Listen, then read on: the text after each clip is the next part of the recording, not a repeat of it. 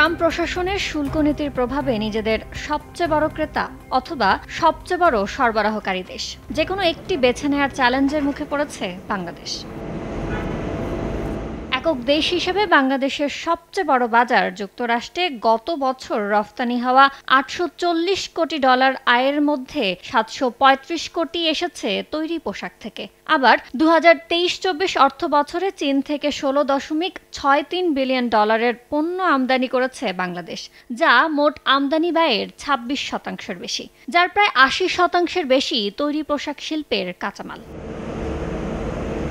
আন্তর্জাতিক বাজার বিশ্লেষকরা বলছেন, চীন থেকে অধিক আমদানি নির্ভরতা কমাতেই বাংলাদেশকে চাপে রাখতে চায় যুক্তরাষ্ট্র।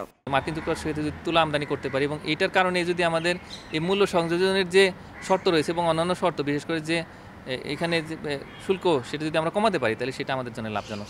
ব্যবসায়ী সংগঠন সহ বিভিন্ন সূত্রের তথ্য, নন ডিসক্লোজড চুক্তির আওতায় বাংলাদেশ যুক্তরাষ্ট্র চলমান শুল্ক আলোচনায় যেসব শর্ত জুড়ে দিয়েছে ওয়াশিংটন, তার মধ্যে রয়েছে রুলস অফ অরিজিনের মতো কঠিন শর্ত, যে শর্তে মার্কিন বাজারে রফতানির জন্য বাংলাদেশি পণ্যে 40% স্থানীয় মূল্য সংযোজন করতে হবে।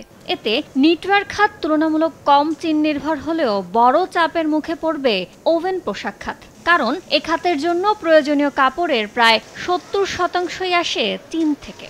আমরা এখন ম্যানমেড ফাইবারের দিকে এগোচ্ছি, সেইখানে আসলে কাপড়ের দাম এত বেশি থাকে যে বিদেশ থেকে সেই কাপড়টা আমদানি করার পরে 40% ভ্যালিডেশন বাংলাদেশে করাটা আসলে প্রায় অসম্ভবই হয়ে যাবে।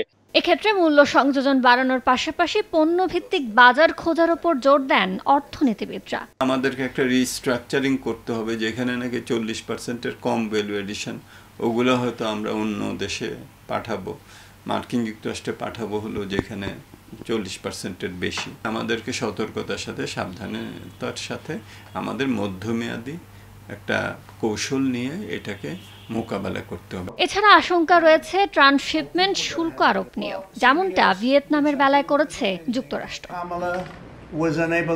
ইয়ানুর শিফাত, সময় সংবাদ, ঢাকা।